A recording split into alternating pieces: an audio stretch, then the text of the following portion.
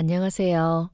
저는 누군가의 아들로 누군가의 남편으로 아버지로 살고 있는 평범한 남성입니다. 저는 시골에서 나고 자란 촌뜨기였어요. 저를 낳아주신 어머니께서는 남편도 죽고 없는 불쌍한 아내였죠. 어머니께서는 아버지마저 죽고 안 계신데도 끝까지 할머니를 모시고 살기 위해 애쓰셨습니다. 할머니께서는 그런 어머니가 못마땅하셨던 것 같아요. 젊고 어린 나이에 꽃다웠던 어머니가 안쓰러우셨던 것 같습니다. 어렸을 적 저희 할머니께 제가 가장 많이 들었던 말은 주여가, 네 엄마 손잡고 나가서 살자고 좀 해라.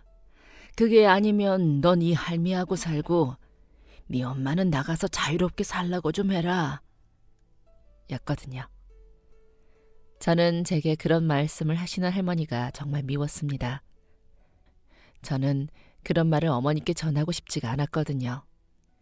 그래도 할머니 말씀을 거역할 수는 없어서 그 말 그대로 어머니께 가서 쪼르르 읊었었답니다. 그러면 제 말을 가만 들어보시던 어머니께서는 저의 등짝을 후려치시며 다시는 그런 말을 하지 말라고 엄하게 꾸짖으셨어요. 그럼 저는 제 등짝을 때린 어머니가 미워서, 그리고 등짝 맞을 짓을 하라고 시킨 할머니가 미워서 잠들기 전까지 이불을 뒤집어 쓰고 엉엉 울었답니다. 남자아이가 툭하면 운다고 할머니께서 어머니 몰래 이불 속으로 사탕을 넣어주시면 저는 그걸 허겁지겁 깨물어 먹다 잠들었었지요. 이불 사이로 사탕 깨물어 먹는 소리가 다 들렸을 텐데 어머니께서는 그 순간만큼은 모른 척 해주시고 저를 나무라지 않으셨습니다. 달달한 사탕 하나에 어머니도 할머니도 미워했던 마음이 사르르 녹아내렸지요. 아버지가 계시지 않았어도 할머니와 어머니, 그리고 저희 세 사람은 그런대로 행복하게 잘 지냈습니다. 특히나 어머니께서 할머니를 정말 많이 좋아하셨어요. 그러다 제가 12살인가 13살 되었을 때 할머니께서 돌아가시게 되었습니다.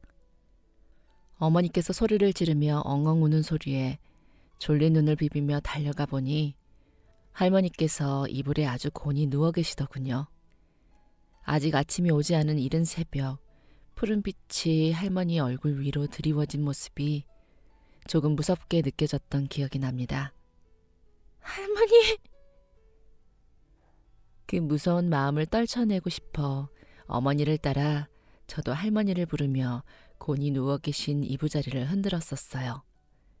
어머니께서 제 팔을 붙들고 자리에서 일으켜 세울 때에도 저는 그게 할머니를 뵙는 마지막인 줄 정말 몰랐었습니다. 할머니께서 돌아가시고 나서도 저희는 쭉 그 집에서 살았습니다. 가끔 옷장에서 할머니의 옷이 툭툭 튀어나올 때면 어머니께서는 소리내어 울음을 터뜨리고 나셨어요. 그 후 제가 17살이 될 무렵 저는 시골을 벗어나 도시로 나와 살기 시작했어요. 왜 엄마랑 떨어져서 살아야 돼요? 하고 묻는 제게 어머니께서는 그래야 해서 그래 하고 대충 얼버무리셨지만 저는 대충 알고 있었습니다. 지내던 곳이 시골이니 도시에 보내서 공부를 시키고 싶으셨던 어머니의 마음이었지요. 그렇게 얹혀 살게 된 이모댁은 불편하고 낯설었습니다. 밥 한 숟가락도 편히 먹지 못했어요. 제가 이모의 가족들에게 민폐가 될까 두려웠거든요. 정말 매일매일 어머니가 너무너무 그리웠습니다. 꾹 참아가며 18부터는 학교가 마치면 아르바이트를 시작했습니다. 공부를 하면서 인문계 고등학교에 온 것을 무척이나 후회했습니다. 저는 공부보다야 일을 해서 돈을 벌고 싶었기 때문이에요. 대학 생각은 일찌감치 접고 어머니를 설득해 공장에 취직했습니다. 낮에 일하는 공장, 밤에 일하는 공장, 총 2곳이었어요. 하루 종일 2곳에 출퇴근하며 힘들게 일하는데도 기분이 좋았습니다. 돈을 번다는 생각에 말이에요. 그렇게 잠도 안 자고 차곡차곡 모은 돈으로 기숙사를 떠나 빌라 하나를 전세로 구했을 땐 24이었습니다. 제 공간이 생기니 참 뿌듯했어요. 딱 한 가지, 새벽 2시마다 일어나는 층간소음을 제외하면 말입니다. 새벽 2시. 그 시간만 되면 윗집에서 나는 소리가 사람을 미치게 하더군요. 매일 밤에 견디기 괴로울 정도로 소음이 심한 것은 아니었지만 반복적인 무언가가 분명 있는 듯했습니다. 우당탕 물건이 바닥에 나뒹구는 소리가 나는가 하면 끼익 하는 불쾌한 마찰음이 귓가를 괴롭혔어요. 새로 이사오고 3달 동안 내내 그랬습니다. 그래도 잠깐이니까 곧 멎어들 소리라는 것을 아니까 꾹 참고 견뎠어요. 소음의 원인을 찾아 대응하는 것보다 당장 피곤한 눈을 꾹 눌러붙이는 것이 제게는 더 다급한 일이었기 때문이기도 했었습니다. 그런데 그날은 달랐어요. 아침부터 저녁까지 세상이 저를 놀리듯 굴러갔던 유난히 되는 것 하나도 없는 하루였고 재수가 없는 하루였거든요. 그래서 눈을 뜨자마자부터 눈 감은 시간까지 쭉 예민해야만 하는 그 상황이 견디기가 힘들었던 것 같습니다. 게다가 다음 날은 마침 쉬는 날이라 피로는 내일 풀어도 충분하니 한 박자 바로 잡고 가는 개념으로 윗집을 찾아가야겠다고 마음먹은 것입니다. 더는 밤마다 같은 소음으로 시달리고 싶지 않았어요. 예민함은 곧 분노가 되고 말았습니다. 이대로라면 더는 이 집에 살 수 없을 것만 같았어요. 곧 조용해지겠지, 내일은 알아서 조심하겠지 라고 제 자신을 다독이며 참는 밤들도 더 반복하고 싶지가 않았어요. 그래서 저는 결국 그날 새벽 2시 일부러 쿵쿵거리는 발소리를 내며 계단을 걸어 윗집으로 쫓아 올라가게 되었습니다. 그때 제 머릿속에는 뭐라고 따져 물어야 잘 따져 묻는 것이 될지 따위를 계산하고 있었지요. 마침내 씩씩거리는 숨을 차분하게 고르고 준비했던 말을 내뱉기 위해 배를 눌렀습니다. 검지손가락 끝에 꾹 눌러진 초인종 버튼이 화가 난 저의 마음만큼이나 뜨거웠던 여름밤이었어요. 여름은 참 예민한 계절이지요. 그걸 알면서도 그날은 그걸 이겨내지 못했던 것 같습니다. 잠도 자지 않은 건지 그 시간까지 힘차게 울어대는 창문 밖의 매미 소리 사이로 인터폰 너머 한 할머니의 목소리가 들려왔어요. 누구세요? 아랫집입니다.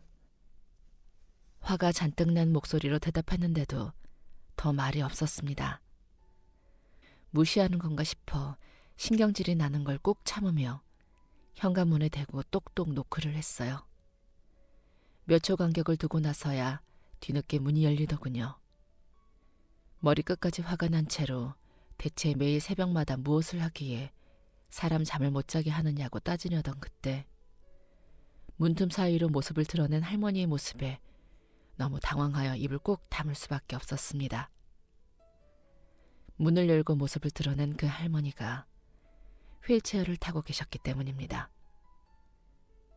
맑은 얼굴을 한 할머니께서는 표정에서부터 이미 제가 왜 초인종을 눌렀는지를 다 알고 계신다는 듯 미안함이 묻어나고 있었습니다. 미안합니다. 내 딴에는 조심히 움직인다고 했는데 아랫집에서 많이 시끄러웠겠어요. 나한텐 익숙한 소음이라도 남한테는 아닐 수 있는 걸 매일 생각하면서도 더 조심히 움직이는 게 잘 안 돼서 미안합니다. 할머니께서는 연시 미안하다고 하시며 조용히 자신의 발 아래를 바라보셨습니다. 그러는 바람에 저는 휠체어에 앉아 고개를 숙인 낯선 할머니의 정수리를 보게 되었지요. 희끗희끗 몇 가닥 남겨두고 모조리 새하얗게 새어버린 흰 머리카락들이 가지런한 가르마를 따라 정갈하게 길을 만들고 있었습니다. 그걸 보는 순간 죄책감이 들기 시작했습니다. 아니, 사실 휠체어를 보는 순간부터 죄책감이 들었어요.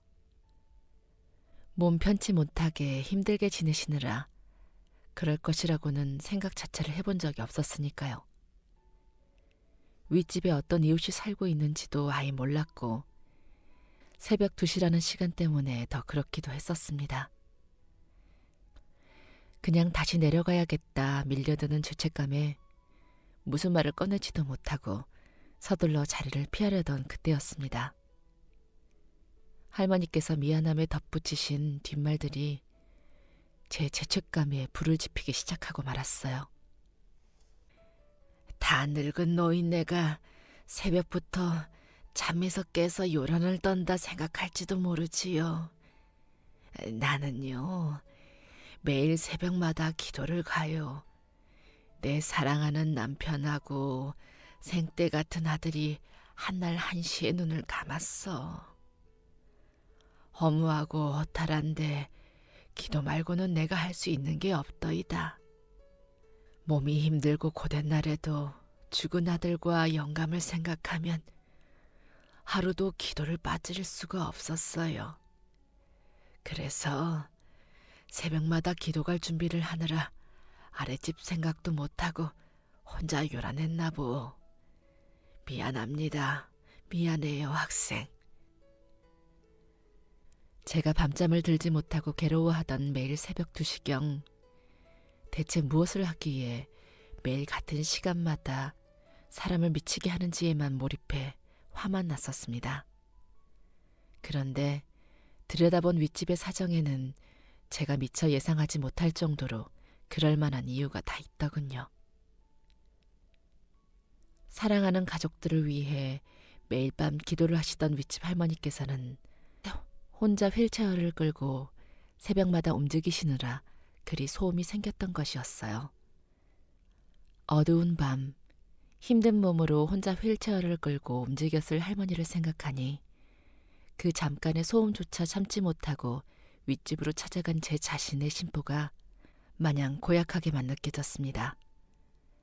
소음의 정체를 찾아 한바탕 하고 싶었던 제 속이 고요하게 멎어들었어요.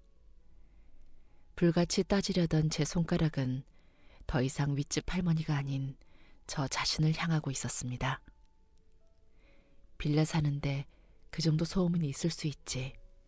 네가 참았어야지. 왜 그렇게 예민하게 굴었어? 속으로 제 자신에게 몹시 비난했어요. 할머니의 사정을 들으니 오히려 그것 하나 참지 못하고 늦은 밤 이웃집의 초인종을 누른 제가 더 죄송스러웠습니다. 그래서 저는 계속해서 미안합니다. 앞으로 더 주의할게요. 하고 정중하게 사과하시는 할머니께 무언가에 쫓기듯 서둘러 아니에요, 할머니. 제가 더 죄송합니다. 늦은 시간 문을 두드려 정말 죄송합니다. 라고 말씀드렸습니다. 그러고는 무언가 말씀하시려는 할머니께 꾸벅 인사를 남기고 도망치듯 계단을 뛰어내려오고 말았어요. 제가 예민했나 봐요. 잠기가 유난히 밝아서 그런가 봐요. 등등 생각한 말은 많았지만 왜인지 어르신께 엄청난 신뢰를 범한 것 같다는 생각에 말이 채 끝나기도 전에 제 다리가 먼저 뛰고 있더군요. 서둘러 집안에 들어와 다시 침대에 누워 숨을 고르며 윗집의 소리에 귀를 기울였습니다. 한참 뒤에야 조용히 끼익거리는 소리가 들리더니 문 닫히는 소리가 들리는 것 같았습니다. 시계를 보니 바늘이 숫자 3을 가리키고 있었어요. 모르는 할머니의 매일 약속된 기도가 저 때문에 괜히 늦어진 것은 아닌지 신경 쓰여 결국 잠깐도 눈을 제대로 붙이지 못했습니다. 그러는 와중에도 배꼽 시계는 정확해서 해가 떠오름과 동시에 배가 고파오더군요. 그래서 냉장고를 열었다 닫았다 반복하다가 결국 지갑을 챙겨 집을 나섰습니다. 동네 24시마트에 가서 뭐라도 사다 냉장고에 채워 넣어야겠다는 생각 때문이었어요. 그런데 문득 윗집 할머니가 스치듯 생각났습니다. 가족들 모두 떠나보내고 혼자 살아계신다는 그 말씀이 때마침 떠오른 것이었죠. 핸드폰을 꺼내 시계를 확인했더니 아침 6시. 할머니께서는 새벽 기도를 잘 마치고 돌아오셨는지 아님 여태 기도 중이신 건지 궁금했습니다. 그런 생각을 하다 보니 기도를 마치고 돌아오시면 아침 식사를 하셔야 할 텐데 혼자 지내며 식사는 잘 챙겨 드시고 계시는지가 또 궁금해지더군요. 맞습니다. 저는 새벽 2시 그 순간부터 쭉 그 할머니가 마음에 쓰이고 있었던 것입니다. 그래서 막연히 뭐 편하게 잡수실 간식이라도 사다 드려야겠다는 생각을 하게 된 것 같아요. 어떤 간식을 좋아하실까 고민하다 보니 금방 마트에 도착했고 제 생각은 마트에 도착하자마자 변하게 되었습니다. 아무래도 간식보다야 식사하실 때 함께 드실 수 있는 반찬 같은 것이 좋지 않을까 하는 생각 때문이었죠. 그래서 정육 코너부터 해산물, 야채 코너까지 한 바퀴를 싹 돌아보았어요. 집을 떠나와 산 세월은 제법 되었지만 요리 실력은 그리 뛰어나지 않는 저였습니다. 휴대폰으로 인터넷을 켜 갈빗집이며 솥밥까지 싹 레시피를 검색해 보았어요. 마트 한가운데 우두커니 서서 한참 동안이나 핸드폰을 들여다보는 제 모습이 제법 우스꽝스러웠을 것입니다. 몇 번이나 그렇게 더 있었을까요? 이것저것 처음 해보는 요리들을 검색해보다 정육 코너 앞에서 핸드폰을 바지 주머니에 구겨 넣었습니다. 잡채하게 채 썰어주세요. 잡채는 제가 제일 잘하는 음식이었습니다. 고기면 고기, 면이면 면, 버섯이면 버섯까지. 좋아하지 않은 음식이 없고 뭐든 잘 먹는 제가 한 번에 그 모든 것을 즐길 수 있어 가장 좋아하는 음식이었어요. 너무 좋아하는데 자취하게 되면 어머니의 그 맛을 자주 느낄 수 없으니 한동안 어머니 옆에 꼭 붙어 그 요리법을 전수받아 왔었습니다. 나름의 경력이 있는 메뉴여서 그런지 혼자 살면서 종종 잡채를 해먹을 때마다 어머니의 그 맛까지는 아니더라도 꽤나 입에 착 붙는 맛을 낼 수가 있었지요. 그래서 이왕이면 가장 잘하는 음식으로 해드리는 게 낫지 않을까 하는 생각에 잡채를 결정하게 된 것입니다. 유일하게 제 손으로 뚝딱 해낼 수 있는 음식이었으니까요. 어르신 드시기에 질긴 것도 많이 없고 소고기도 가장 부드러운 살로 넣는다면 틀림없이 맛있게 드실 수 있지 않을까 하는 자신감이 있었습니다. 전날까지만 해도 층간소음이니 뭐니 하며 화가 머리끝까지 나 있던 사람이 왜 갑자기 음식까지 해서 가져다 드리고 싶어 하느냐고 여러분들이 물어오신다면 저는 그냥 그러고 싶어서라고 말씀드릴 수 있을 것 같아요. 그 찰나의 순간도 참지 못하고 화가 나서 쫓아 올라간 것이 너무 죄송하고 마음 쓰였기 때문입니다. 게다가 가장 신경 쓰이는 점은 할머니께서 어제의 일 때문에 앞으로 괜히 더 힘들어지시지 않을까 하는 점이었어요. 혼자 몸을 가누어 외출 준비를 하신다는 것 자체만으로도 쉬운 일이 아닐 터인데 제가 그 할머니께 괜한 짐을 더 하나 얹어드린 것은 아닌지 하는 죄송함 말입니다. 제 스스로 쓰이는 마음을 다독이기 위해서라도 할머니를 다시 찾아뵙고 싶었어요. 전날 너무 도망치듯 집으로 내려온 것이 내내 마음이 불편하기도 했었고 말입니다. 아침 일찍 움직인 덕분인지 집으로 돌아와 잡채를 다 완성하고 나서도 오전 시간이더군요. 댁에는 돌아오셨는지 어쨌는지 알 길이 없는 저는 떨리는 마음으로 윗집 초인종을 다시 눌렀습니다. 품에 안은 반찬통에서 갓 만든 잡채의 고소한 향기가 솔솔 올라왔어요. 한참 뒤에 문이 열리고 할머니께서 나오셨어요. 내가 또 시끄러웠나요? 아이고, 이를 어째. 정말 미안합니다. 할머니께서는 문을 열고 저의 얼굴을 보시자마자 그리 말씀하셨습니다. 아랫집 이웃이 갑자기 초인종을 다시 누른 이유가 오직 당신에게만 있다 여기시는 것 같았지요. 당연히 층간소음 때문에 찾아왔다고 생각하시는 그 모습에 가슴이 뜨끔했습니다. 참지 않은 전날의 제가 정말 바보 같았어요. 저는 두 눈썹이 팔자가 되어 저를 바라보시는 할머니 앞으로 냅다 잡채를 내밀었습니다. 할머니, 어제는 정말 죄송했습니다. 제가 할 줄 아는 음식 중에 그나마 제일 잘 만드는 음식이 잡채라서 저 먹을 거 하는 김에 좀 많이 했어요. 잡채 좋아하시는지 모르겠지만 이따 식사하실 때 잡숴보세요. 어제는 진짜 제가 정말 죄송했어요. 할머니께서도 다 사정이 있을 거라고는 생각 못하고 죄송합니다.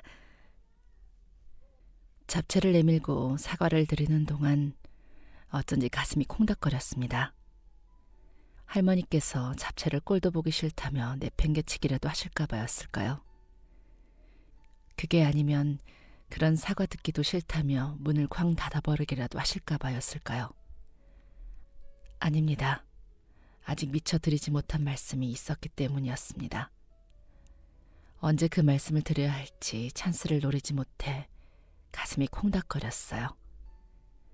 제 마음을 모르시는 어르신께서는 무릎 위에서 가져온 반찬통의 뚜껑을 열어보시고는 잠깐 미소를 지으셨습니다. 그리고 이내 금방 눈썹 끝을 땅으로 내리는 표정이 되셨지요. 손도 많이 가고 힘들었을 텐데 이걸 나를 나눠주면 어쩌나. 학생인 것 같은데 엄마가 한 게 아니고 학생이 직접 잡채를? 그러고 보니 새벽에 윗집으로 찾아갔을 때부터 할머니께서는 저를 향해 학생이라고 하셨었습니다. 손질하지 않은 머리 때문인지 대충 편하게 입은 티셔츠 때문인지 어르신 눈에는 제가 학생으로 비춰질 수 있겠다는 생각이 들긴 했어요. 저 학생 아니에요, 할머니. 올해 24이에요. 정말? 벌써 그렇게 됐나? 아이고, 어쨌든 고마워요. 잘 먹을게요. 그리고 내가 오늘부터는 밤에 소리 안 나도록 더 노력해 볼게요. 정말 미안해요. 이해해줘서 고맙고. 할머니께서는 말끝을 흐리셨습니다. 무릎 위에 올려두었던 잡채가 담긴 반찬통이 미세하게 흔들리는 것이 보였어요. 세상엔 누군가에게 민폐를 끼치며 사는 것이 당연한 줄 아는 사람들이 종종 있습니다. 이해할 수 없는 부류이기도 하고 저희는 그런 사람들을 진상이라 칭하며 되도록 상종하지 않으려 애쓰지요. 하지만 그런 사람들은 극히 일부입니다. 대부분의 사람들은 누군가에게 폐를 끼친다는 것을 꺼려하고 폐가 되었다는 사실을 알고 나면 미안해할 줄 알잖아요. 그래서 할머니께서도 제게 미안하신 것 같았습니다. 대부분의 사람들은 폐가 된다는 것을 알면 그러지 않기 위해 해결할 수 있지만 할머니께서는 폐가 된다는 걸 알면서도 그리 하실 수밖에 없는 몸이셨으니까요. 그래서 그렇게 더 미안하다 제게 고개를 숙이셨던 것 같습니다. 그렇기 때문에 처음에 할머니 댁으로 잡채를 가져다 드려야겠다고 마음먹었을 때부터 꼭 드리고 싶은 말씀이 있었던 것이고요. 할머니, 저 신경 쓰지 않으셔도 돼요. 제가 매일 밤 1시에 퇴근을 해서 집에 와서 씻고 누우면 2시쯤 되거든요. 솔직히 방금까지 일하다가 집에 왔는데 바로 잠들기 아쉬워요. 그 시간에 마땅히 할 게 없으니 냅다 누워있는 것뿐이지. 그러니까 저는 사실 그 시간에 바깥이 조용하든 시끄럽든 아무런 상관이 없는 사람이에요. 그냥 그날따라 제 하루가 온통 꼬이고 꼬여서 괜히 윗집을 찾아와 화풀이하고 싶었던 것 같아요. 죄송해요. 괜히 마음 쓰이게 해드려서. 그러니 이 잡채 맛있게 드시고 제가 그날 밤에 무례했던 건 잊어주세요. 평소처럼 새벽에 일어나 기도 가실 준비 편하게 하시고요. 저 어차피 그 시간에 깨어 있어요. 진짜예요.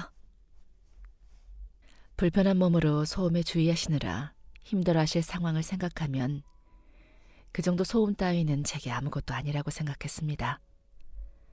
어제 바로 그 말씀을 드렸어야 했는데 너무 늦게 진심을 전한 것 같아 오히려 죄송했어요. 할머니께서는 조용히 고개를 두어 번 끄덕이셨습니다. 오늘은 따뜻한 밥을 지어 먹어야겠네. 작은 소리로 말씀하시며 말이에요. 그렇게 할머니께 잡채를 전해드리고 며칠 뒤 퇴근을 하고 돌아오니 집 앞에 보자기가 쌓여진 무언가가 놓여 있었습니다. 풀어보니 그 속에는 윗집 할머니께 드렸던 반찬통이 들어있었고 반찬통을 열어보니 할머니께 드렸던 잡채를 대신에 맛있는 갈비찜이 가득 들어있었어요. 잽싸게 하나를 집어 입으로 집어넣은 저는 헉 하고 갈비찜을 씹던 입을 그대로 틀어막았어요. 정말 맛있었거든요. 씻지도 않고 그대로 밥솥을 열어 갈비찜에 밥 한 그릇을 뚝딱 해치웠어요. 밥그릇을 다 비우고 나니 그제야 보자기 속에 숨겨져 있던 메모 하나가 눈에 들어왔습니다. 윗집 할머니가 쓰신 쪽지였습니다. 잡채 맛이 참 좋더이다. 착한 청년. 저는 자연스레 그토록 맛있는 갈비찜에 보답할 다음 음식을 생각했습니다. 하지만 도저히 떠오르는 것이 없었어요.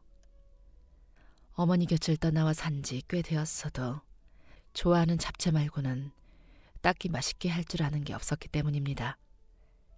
결국 갈비찜 한 통을 다 비워내는 동안에도 저는 할머니께 만들어드릴 반찬을 떠올리지 못했고 그렇게 바쁜 일상에 묻혀 하루하루가 지나가게 되었습니다.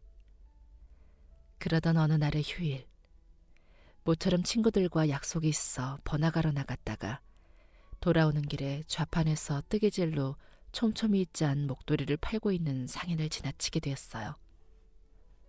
생각 없이 그 앞을 지나가다 다시 발걸음을 돌렸습니다. 어느덧 여름에서 가을로 넘어가는 계절이긴 했어도 아직 목도리를 보기엔 이르다고 생각했었어요. 그런데 바로 전날의 퇴근길이 생각나더군요. 늦은 시간이긴 했어도 꽤 추운 날씨였으니까요. 그 생각을 떠올리니 자연스레 시골에 계신 어머니 생각이 났습니다. 분홍색을 좋아하시니 하나 골라 들었다가 또 하나를 더 집어들었어요. 매일같이 추운 새벽에 기도하러 나가실 윗집 할머니 생각이 문득 들었기 때문입니다. 낮에는 아직 이른감이 있었지만 밤에는 연세 있으신 분들은 특히나 더 따뜻하게 하고 나가셔야 한다고 생각했거든요. 곧장 그중 하나를 택배로 보내고 윗집 할머니께 향했습니다. 초인종을 누르고 얼마 지나지 않아 할머니께서 모습을 드러내셨어요. 그때 뵙고 난 후 꽤나 오랜만에 다시 뵙는 것이었습니다. 저희 어머니 드릴 거 사다가 할머니 생각나서 하나 더 샀어요. 하루가 다르게 추워지니까 새벽에 나가실 때 목에 두르면 좋을 것 같아서요. 제 말에 할머니께서는 놀란 표정으로 목도리를 매만지셨습니다. 그리고는 말씀하셨어요. 오늘은 쉬는 날인가 보네. 통 얼굴 보기가 어렵더니만 들어와서 과일이라도 먹고 가요. 그 말씀에 얼떨결에 대강까지 들어가게 되었습니다. 내부 구조는 제가 살고 있는 집과 딱히 다를 것이 없었어요. 가구도 몇 개 없었죠. 딱 필요한 것만 있는 그런 느낌이었습니다. 집이 다소 차가운 분위기라는 생각이 들었어요. 온기가 없는 듯한 느낌. 목도리 고맙다며 테이블 위에 고이 개어두기만 하시는 할머니께 왜인지 모르게 이상한 용기가 들었습니다. 시골에 계신 어머니께 가끔 하던 행동이었어요. 혹시 마음에 안 드세요? 왜요? 목에 한번 안 해보시고. 저는 그 말을 하며 테이블 위에 올려져 있던 목도리를 펼쳐 할머니의 목에 둘러드렸습니다. 갑작스러운 저의 행동에 당황하신 듯 하던 할머니께서 갑자기 눈물을 뚝뚝 흘리셨어요. 뭐 다려 내 것까지 사오는가? 엄마 것만 사면 되는데 모르는 늙은이 것을 왜 아들같이 굴어? 그저 어색한 분위기를 풀어보고자 했던 행동이 그런 상황을 초래하게 될 줄은 몰랐습니다. 할머니의 눈물에 놀랐다가도 왜 아들같이 구느냐 하시는 그 말씀이 이상하리만큼 가슴 아팠습니다. 그리고는 제가 할머니께 진짜 아들은 되어드리지 못하더라도, 가족은 되어드리지 못하더라도 좋은 이웃이 되어드려야겠다 생각이 들었어요. 그 후 저는 시간이 날 때마다 할머니를 찾아뵈었습니다. 반찬이나 선물 같은 명분이 없더라도 그냥 빈손으로 찾아가 초인종을 눌렀어요. 이른 아침 시간에도 퇴근 후 늦은 시간에도 그렇게 했습니다.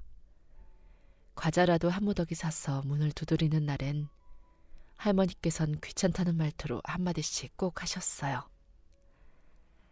할 말도 없으면서 뭐하러 이렇게 자주 찾아와? 우리 집에 꿀 발라뒀어? 그러면서도 희미하게 미소 지는 할머니의 얼굴이 그냥 보기 좋아서 그랬던 것 같습니다. 가족을 다 잃고 혼자 지내신다는 할머니께 가족을 떠나와 혼자 지내는 제가 최고의 이웃이자 친구라고 제멋대로 생각했던 것 같아요. 그리고 다행히 막무가내로 밀어붙인 저의 친목 도모가 할머니께도 먹혀 들어간 것 같아 내심 뿌듯했습니다.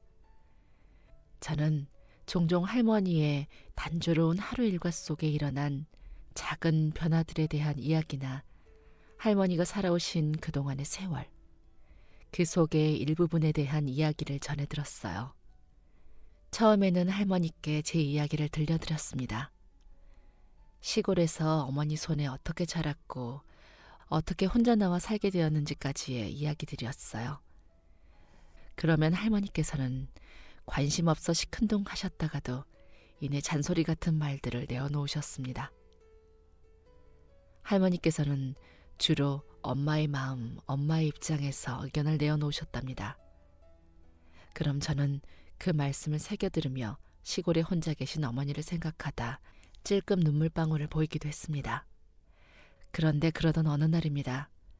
그날은 사정이 있어 며칠 만에 할머니를 찾아뵙게 되었던 날이었어요. 빵집에서 사간 빵을 자르며 그간 있었던 일들을 말씀드리려고 머릿속으로 이야기를 정리하던 와중에 갑작스레 할머니께서 뜬금없는 말씀을 꺼내시는 겁니다. 근데 이웃 청년 자네 나 모르나? 할머니 당신을 모르겠느냐는 질문이었습니다. 의도도 모르겠고 상황도 전혀 맞지 않은 질문이라 더 얼어붙었던 것 같아요. 제가 갑자기 무슨 말씀을 하시는 거냐고 여쭈었더니 할머니께서는 다소 놀라운 말씀을 하셨습니다. 사실 이웃이 되기 전에 저를 만나셨던 적이 있다는 것이었습니다. 하지만 그 말씀에 깜짝 놀라 잽싸게 머리를 굴려보아도 도무지 제 기억 속엔 그 할머니가 없었어요. 저는 고개를 가로저으며 무슨 말씀인지 모르겠다고, 저는 기억이 나지 않는다고 솔직하게 말씀드릴 수밖에 없었습니다. 실망하시면 어쩌나 했는데 다행히 할머니께서는 그럴 줄 알았다는 듯 고개를 끄덕이셨어요. 그리고는 그날의 이야기를 천천히 들려주셨습니다. 우리 영감이 무척이나 성실하고 머리가 꽤나 좋았던 양반이었다오. 그 능력으로 일에 미쳐 사는 게 나한테는 괴로울 때도 있었지만 그 덕에 우리 집이 참 잘 살았지. 그 영감 우리 마주 볼 일 없이 바빴어도 날 진심으로 사랑해 줬어. 나 고생시키기 싫다고 자식도 하나만 낳자던 양반이었거든.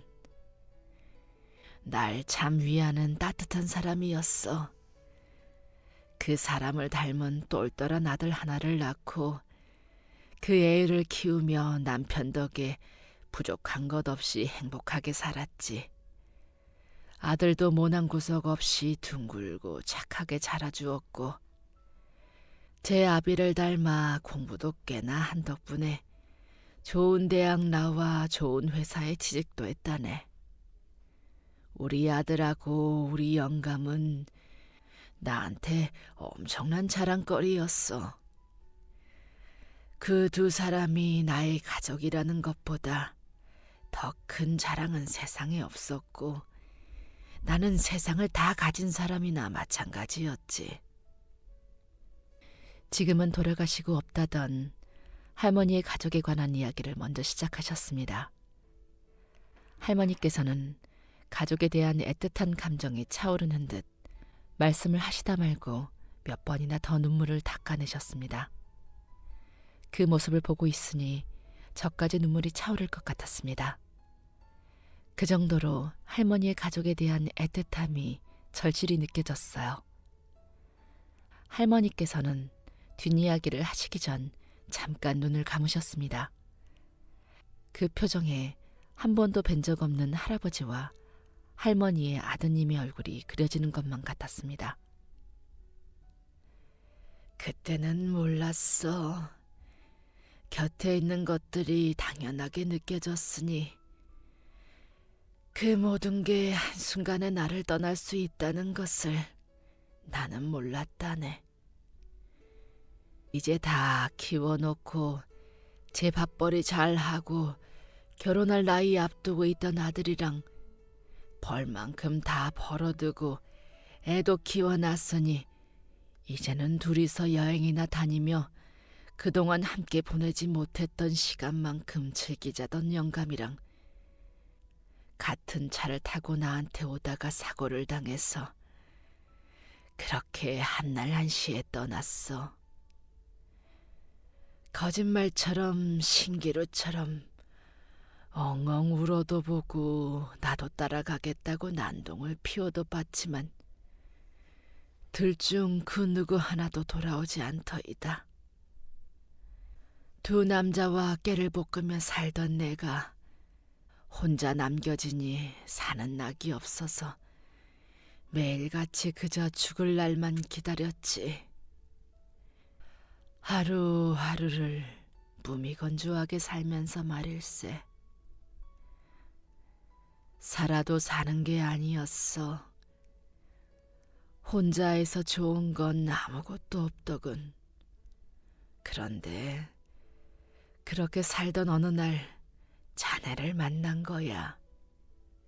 죽을 날만 기다렸다는 그 말씀이 눈물을 참을 수 없게 했습니다.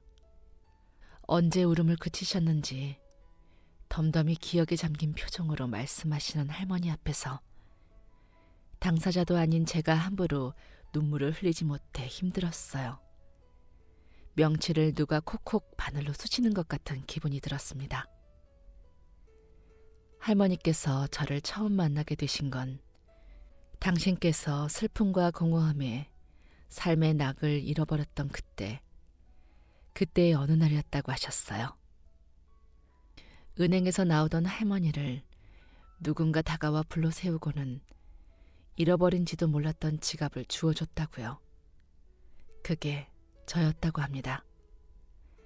할머니의 말씀을 듣고 가만히 지나간 기억들을 되짚어 보았어요. 아주 예전에 저금통에 모았던 동전을 지폐로 바꾸러 은행에 갔던 적이 있었습니다. 17인가 8인가 고등학생 때였어요. 생각보다 저금통에 모았던 돈이 얼마 되지 않아서 실망스러운 마음으로 돌아가던 참이었습니다. 그날 그때 은행 앞에서 힘없이 걸어가던 할머니를 불러 세워 지갑을 주워드린 적이 있었습니다. 처음에는 바닥에 뭐가 떨어진 소리에 무의식적으로 지갑을 발견했었는데 은행 앞에 사람들이 아무도 신경 쓰지 않고 걸어가기에 제가 그걸 덥석 주워들었답니다. 무심히 길을 걷는 사람들 중 대체 누가 떨어뜨린 건지 알 수 없어 지갑을 열었을 땐 제법 두툼한 현금다발과 함께 반으로 접혀 구겨진 즉석사진 한 장이 들어있었어요. 사진 속에는 환하게 웃고 있는 어느 할머니의 얼굴이 있었습니다. 잽싸게 주위를 두리번거리니 할머니 한 분이 느리게 걸어가고 있는 뒷모습이 보였고 그대로 달려가 얼굴을 확인하니 사진 속 그분이더라고요. 어르신, 뭐 흘리신 거 없으세요? 하고 여쭈니 멍하던 눈동자가 초점을 되찾으며 내 지갑 하고 말씀하시더군요. 그래서 은행 앞에 떨어져 있던 거라고 지갑을 들였었던 기억이 있습니다. 한참 과거를 되짚어 떠올려낸 그날의 기억은 거기까지입니다. 할머니께서는 말씀하셨어요. 그래서 내가 어떻게 내 지갑을 찾아주었냐고 물었더니 자네가 그렇게 말했었다네. 지갑 안에 들어있던 내 사진을 착 하고 꺼내어 보여주면서 사진 보고 한눈에 알아뵀어요. 사진이 정말 잘 나오셨네요. 하고 그 사진이 보통 사진이 아니었어. 우리 아들이 카메라 새로 샀다고 첫 사진은 엄마로 찍고 싶다고 하면서 남겨준 사진이었거든. 그땐 예사로 생각했었는데 그게 아들이 남기고 간 마지막 선물이 되었지. 갑자기 그 사진을 보니까 속에 있던 것들이 또 울컥하면서 눈물이 나려는데 그때 자네가 내 손을 잡고 그러는 게 아니겠는가? 무슨 일이 있으신 거 아니지요? 지갑도 찾으셨으니 앞 잘 보고 조심해서 가세요. 사진 속 예쁜 미소처럼 오늘도 웃을 일 가득하세요, 어르신. 하고. 그래서 처음에는 지갑만 보느라 자세히 보이지도 않던 자네 얼굴을 빤히 들여다보게 됐었다네. 맑은 얼굴만큼이나 마음이 고운 학생이구나 하고 말이야. 그날의 일을 저는 기억하지 못했지만 할머니께서는 기억하고 계셨던 것입니다. 제게는 할머니 얼굴이 그저 낯선 이웃 할머니였을 뿐이었는데 할머니께서는 몇 년이 지나고도 그때의 학생 얼굴을 기억해 주신 것이었어요. 그 후 두 분을 떠나보내고 절망과 좌절 속에 삶에 대한 의지 없이 살아가시던 할머니께서는 그렇게 정리되지 못한 마음을 추스리지 못하시다 결국 순식간에 사고를 당하게 되셨고 그렇게 평생 휠체어에 몸을 의지한 채 살아가시게 되었다고 하셨습니다. 먼저 떠난 식구 그리워하면서 죽을 날만 기다리고 있었던 나를 벌 주신 거지. 그래서 그때부터 기도를 하게 된 거야. 다 포기하고 다 버리고 따라가고 싶을 때마다 엉엉 울면서 기도했지.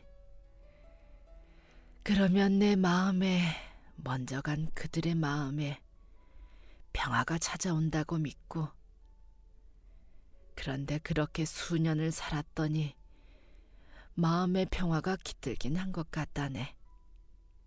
자네가 나타난 거야. 비록 식구들은 다 잃었어도 최고의 이웃을 얻게 된 거지. 내 다리가 이렇게 되고 나서 죽지 못할 거라면 살아갈 힘이라도 주실 수 있느냐고 기도한 적이 있거든. 자네를 만난 건 내가 살아갈 작은 힘이었던 것 같아. 이렇게 가끔 웃고 배가 고프고 기분이 좋으니 말이야. 저는 그 대목에서 엉엉 울어버리고 싶은 마음을 꾹 누르느라 힘들었습니다. 가끔 웃고 배가 고프고 기분이 좋은 것이 할머니께는 살아갈 작은 힘이었어요. 그리고 할머니께서는 그 모든 게 저로 인해 가능했다고 하셨습니다. 그 말씀이 너무 와닿지가 않아서 그래서 엉엉 울고 싶었어요. 하지만 울 수가 없었습니다. 다음으로 할머니께서 꺼낸 이야기가 더 와닿지 않은 말이었기 때문입니다. 얼마나 고마운지 몰라. 그래서 꽤 오래 고민하다가 결정했다네. 우리 영감이 부지런히 일한 덕에 재산이 꽤나 돼서 집이 세 채, 건물이 한 채 있어. 근데 그게 다 무슨 소용인가? 말년에는 이렇게 나 혼자 살고 있는 것을. 집이 몇 채이고 건물이 몇 채이고 간에 팔자 앞에 다 부질없지 않나? 그래서 말이야, 이 모든 것을 자네 앞으로 해주고 싶어. 갑작스러운 말씀에 눈물이 쏙 들어갔어요. 난데없이 그게 무슨 말씀이냐 여쭈니 할머니께서 제 앞으로 서류 하나를 쓱 내밀어 보이셨습니다. 증여계약서였어요. 처음 들어보는 말이었고 무슨 뜻인지 잘 알지도 못하는 말이었습니다. 할머니께서는 저를 만난 후 지금까지 줄곧 가지고 계신 재산을 누구에게 증여해야 할지 고민했다며 미소 지으셨습니다. 아니, 누구에게 증여할지 고민했다기보다 제게 증여하기 위해 변호사를 선임해가며 방법을 알아보신 것이 더 맞는 말인 것 같았습니다. 할머니의 말씀을 들으며 심장이 쿵쾅거리다 못해 터져버릴 것 같았어요. 태어나 난생 처음 보는 서류 앞에 아직 아무것도 하지 않았는데도 손이 달달 떨렸습니다. 그래도 제가 어떻게...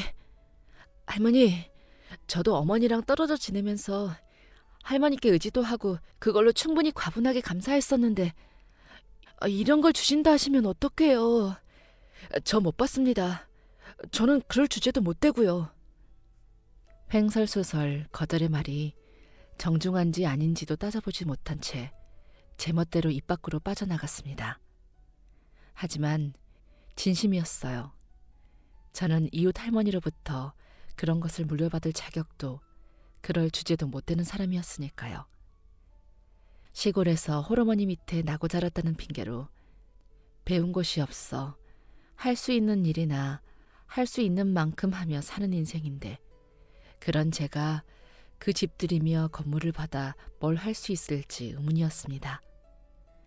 겁이 나는 것이 가장 컸어요. 그걸 다 어디에다 써 하는 생각도 들었고요. 그런데 할머니께서 말씀하셨습니다. 자네 매일 아침 일찍 집에서 나가 밤늦게까지 성실히 일하지. 우리 영감도 그런 사람이었어.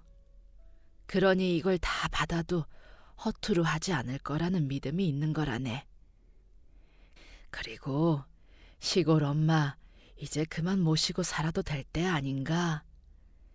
효도하는 게 이 방법 저 방법 많겠지만 부모가 듣기에 제일 좋은 건 착하게 살아서 효도하게 됐다 이거 아니겠는가? 나는 자네 착하고 성실해서 마음이 간 거야. 다 주고 싶을 정도로. 그러니 두려워 말고 받게. 그리고 사랑하는 가족에게 말하는 거지. 착실하게 살아 복을 받았다고. 물론 금전적이고 물질적인 것만이 복의 전부는 아니야. 그걸 이미 잘 아는 사람 같아. 그래서 내 더 마음이 갔던 거지만 지금은 그걸 다 받아 모아나 싶더라도 살면서 필요한 순간들이 분명 찾아올 것이라네. 그 말씀을 듣고 며칠 더 고민을 해본 후 결국 저는 계약서에 도장을 찍었습니다.